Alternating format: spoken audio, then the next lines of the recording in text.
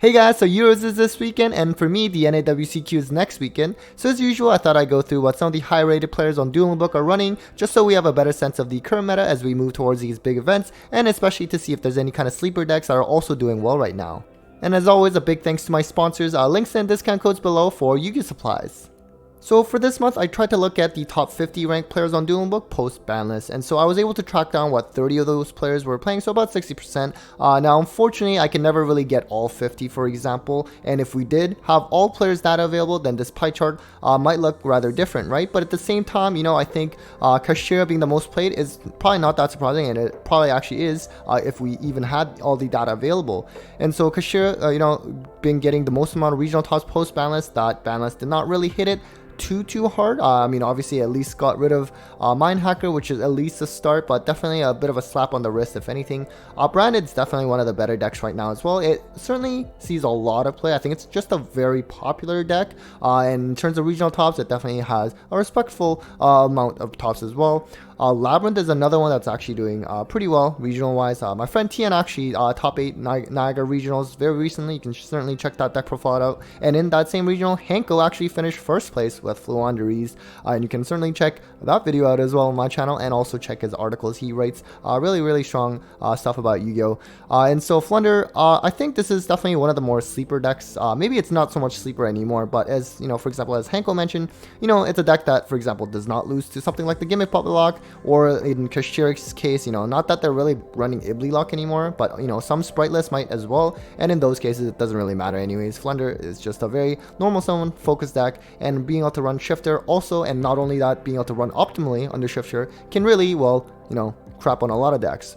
We also have Dragonrider. This is another deck that's definitely been climbing the last month or so at least. Really strong. Does require a good pilot to do well, but you're certainly always going to see this play in terms of a lot online, but also in regional events, it's actually pretty successful. Interestingly, we had more so a pure Spright list. Well, actually, technically Melfi Spright, but just not with the runic stuff. That was in the top 50. Now, of course, if I did have data for all players, then we probably would have seen a lot more runic Spright, because from a regional standpoint, that deck is doing really well, of course, since either this ban list as well as in the past. So definitely cannot sleep on them right now. Pearly, interestingly enough, despite that hit to Delicious, it's still kind of seeing play. It actually did also top the NA remote YCS, I believe, and it's gotten some regional tops, but honestly, from a regional perspective, it really has not been doing that well. But you know what, it's still there. Vanquish Soul, on the other hand, regional wise, it's actually been doing pretty well. I believe it actually has like somewhere around like the 5th most regional tops since this new ban list, and also of course this deck only really came out since Wild Survivors, and on Dueling Book it's also quite popular online, and win percentage wise, on at least on Dueling Book, it's kind of like solid 55%ish, I believe. So it's a really unique deck, especially in terms of like the end board, which is kind of different than what you typically see with like just vomit out everything, whereas this is more like kind of like tagging out, and sort of your like general usual good going second cards like Evenly Dark Ruler is not really amazing against this strategy. And then you have a bunch of one-offs like Rika. Definitely, I think this is another, I don't really want to call it a sleeper deck at this point. I think that's, if anything, almost insulting. It's a really good deck, and I think it's very respectable, and I do think it's going to do well in terms of the Euros and NAWCQ. It's definitely been doing well regional wise. Sky Striker, I think, has been on one hand kind of disappointing because of like the engage coming to 2 and multi-roll coming to 3, but despite all that hype, it hasn't really done well at regional level. It did recently top the NA remote YCS. My boy Dylan, I also did a profile on my channel, you can certainly check that out. So it's a solid deck, but I think it's definitely not dominating or any sense, and that definitely not, I'm not even sure I can even put it at tier 2 level at this point because of just the lack of success regional level wise so far. Manadium, I don't know however you pronounce it, has definitely had some regional tops so far as well. For example, a Toronto regional, I was there a couple weeks ago. I had Max, who finished top 4 actually in a very competitive Toronto regionals with this deck, so really big congrats to him, and it's certainly at least seeing some kind of play online, especially among top players. The one Ignister you see, it's really just Vision. He's usually, doesn't matter what format, always going to be in the top ranks. This little picture that's squished here is like the for hire Spright. I didn't really want to combine them for this one because, like I said, the other Spright that's in this pie chart is actually more so just like Melfi Spright without any runic stuff. But you know what, runic Spright, runic Spright in general, but also the for hire specifically is definitely another variant that you do have to be cognizant of because it's been getting some tops lately. And then you also had a Dark World, which is kind of interesting to see. I think regional wise, unfortunately not really doing that much anymore. And from a YCS top perspective, I'm not quite sure. I mean, at least the last format, I believe it didn't really get any tops. But you know what, it's still kind of there. Our Droll is sort of coming out, at least especially compared to the last format when Super Heavy Samurai Pearly were kind of like one of the better decks. Nowadays, Droll is probably side decked at best. So now let's just focus on some of the more higher ranked players, 1 to 25, and I had about 72% of the data available for this one, and Kashtira was actually tied with Flunder in terms of most represented. Now of course, if I actually had data for all 25 players, Kashtira probably ends up being more so solidified as the #1 option, but you know what, Flunder being this high up there I think still says something. It's a really good deck as already mentioned, and you know, you still have like Labrynth. Interestingly, Spright is not here, which is kind of funny. You know, it's obviously a really good deck, and you're gonna see that with like regional level tops and other national level tops, and I'm sure we're going to see a lot of runic Spright variants do well in the next couple of weekends. Pearly was still up there as well, so you know what, it did show that it was able to top, you know, the YCS that happened the past weekend, and so I think the potential is still there, and you just have like sort of the other one of still around here, and Ignister being also one of those top 25, and also Dark World, which is kind of interesting to see, and Branded not being as represented, but at the same time, if we had all the data for top 25, perhaps it actually still would have been pretty high up there, and I'm sure it will at least be in the top 5 in terms of IRL top events in terms of next couple weekends.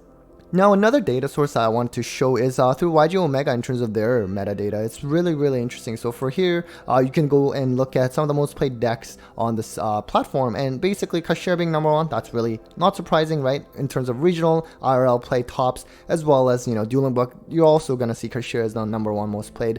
But Labrynth is #2 here, but at the same time, you know, I think it's as long as it's within like the top 5, I think it's pretty fair representation as well. You have Vanquish Soul here at 3rd. So this, I find, you know, when it comes to like online play particular, you know, there's some new product hype that you do have to account for. Usually you get a lot more play. For example, like when this Trap Trick Structure deck came out, that was honestly like the second most played deck on Dueling Book in like the first week or two. But of course, Vanquish Soul is a really good deck right now. In terms of regional tops, it's proving that as well. So definitely not surprising. You do have Striker at 4 here on YG Omega. This one is a little weird. I think it's partly because online play, you know, Dueling Book, YG Omega, you do see a lot of Sky Striker being played regardless of format. It's a fan favorite deck, and also it happens to have, you know, a lot of like the newer players trying to play this deck too, and which kind of brings the win percentage down as well, just because, you know, it definitely requires a high skill ceiling to actually be able to do really well.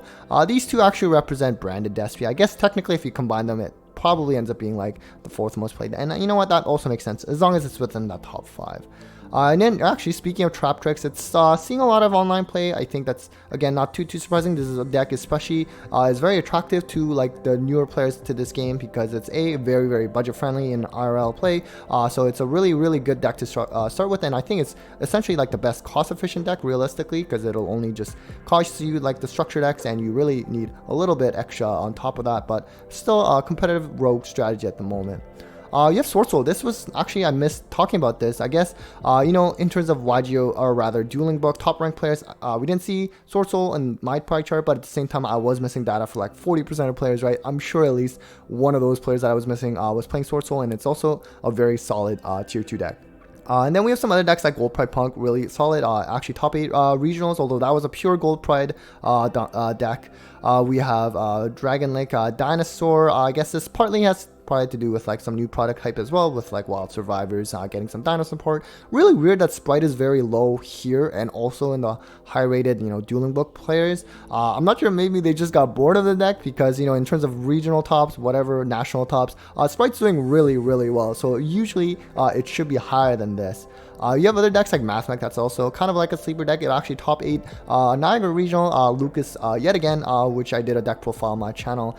Tier Limits I think is a very solid tier 2 strategy as well, something that was not played in the high rated Dueling Book plays, at least among the ones that I saw, but I'm sure at least one of them is there. Some Flunder being this low is weird, same with Rika.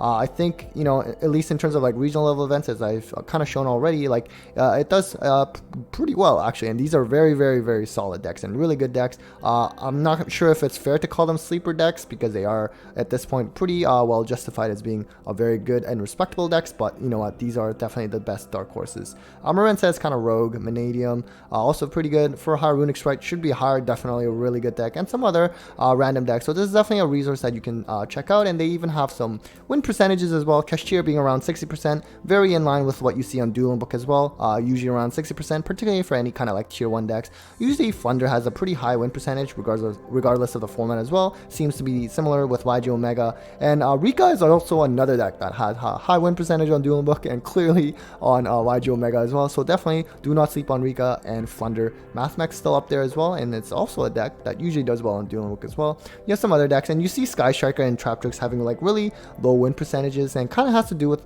what I said earlier, you know, in terms of like a lot of new players also tend to play this deck, and you do see pretty low percentages for these decks on Dueling Book as well. And I think I'm just going to cap off this video with like some IRL regional tops and YCS tops. And so this is done by Ivan. You can certainly follow on Twitter. I'll link that below. And there's also other really, really amazing individuals like LampyYGO as well as TSPYGO that do these spreadsheets. And so I'll link them all below. This pie chart, I believe, represents for this current past weekend that Ivan created, of course. So Kashtira is still number 1. Like I said, Spright is doing really well in IRL play, so that's something that's for some reason not represented very well online right now, at least at the time that I did this analysis. So as you can see, Pearly not doing too well. I'm surprised Rika didn't do well this past weekend, but I think overall, since this new balance, it's actually been pretty solid. And you see something like, you know, for example, like Branded and Labrynth are all very solid, and Vanquish Soul still being in the top 5 as well. So I'm really excited to see which decks are going to top this weekend with Euros, as well as, you know, at the NAWCQ where I'll be there. So I'm certainly looking forward to seeing a lot of you there as well. Alright, so that was it for this month's meta-analysis of the high-rated players, as well as just general online and IRL play data as well. So certainly hope that you found that interesting, and hopefully it helps you in terms of preparing you for some of the events coming forward. So a big thanks for all of you for watching, as well as big thanks to my Patreons for supporting the channel as always. Really, really appreciate it, and well, take care guys.